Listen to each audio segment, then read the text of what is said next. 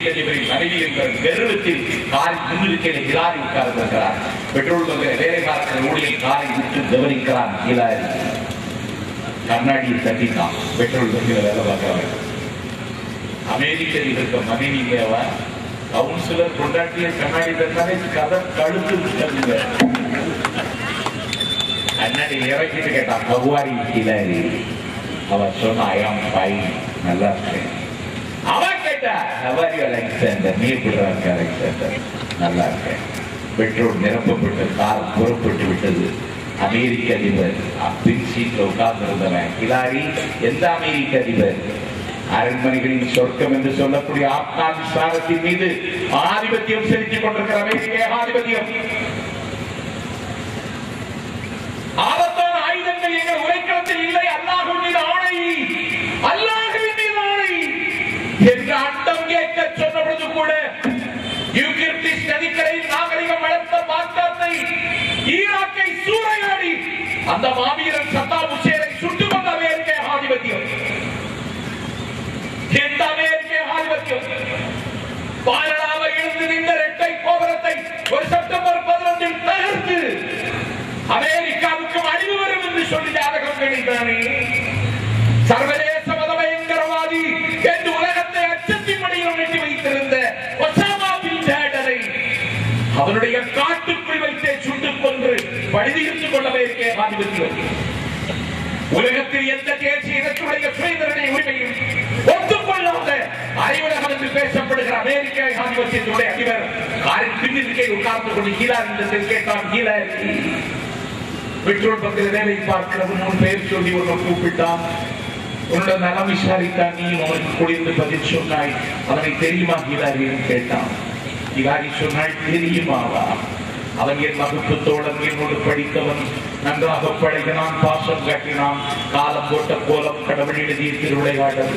அவன் பெட்ரோல் பங்கில் வேலை பார்க்கிறான். நான் அமெரிக்க அதிபரின் மனைவியால் வெள்ளை மாளிகை உங்கள் மஞ்சத்தில் இருக்கிறேன். இதுதான் கடவுளின் விளையாட்டு. அவன் ஒரு சிரித்துக் கொண்டு சொன்னான், ஹிலாரி நன்றாக படித்தான், பழகினான், பாசம் காட்டினான் என்றாயே.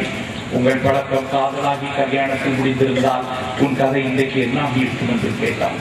அப்போதுதான் ஹிலாரி சுகமட்டு சிரித்துக் கொண்டு சொன்னாள், ஒன்றும் ஆகியிருக்காது, அவன் ஜனாதிபதி ஆகியிருப்பான். நீ பெட்ரோல் பங்கில் வேலை பார்த்தாள்.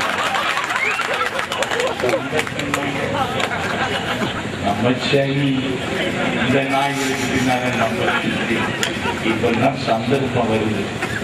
வருங்க ஒரு வயசுக்கு வந்த பெண்ணு, அவளுக்கு மாப்பிள்ளை தேடிட்டு இருந்தாங்க. பெற்றோர்கள் ஒரு கல்யாண வீட்டுக்கு போனாங்க.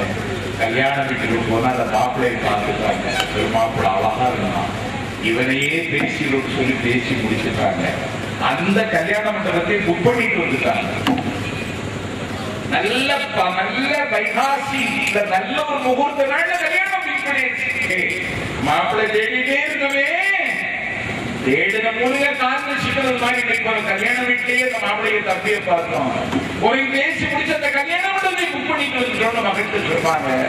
மகா சொன்னா, அப்பா அப்பா என்னுடைய மாப்பிள்ளை யாருன்னு நான் தான் தீர்மானிக்கணுமே தவிர என் வாழ்க்கை பிரச்சனைப்பா, நீங்க எப்படி தீர்மானிக்கலாம்? நீங்க சொல்ற மாப்பிள்ளைக்கு நான் தடுத்து நீட்ட முடியாதுன்னு சொல்லிட்டேன். அதிர்ச்சி அடைந்த பெற்றோர்கள் பாரதியிட புதுமைப்பட்டா, பாரதிதாசன் சித்தரித்த போர்க்கோடு கொண்ட பெண்ணா.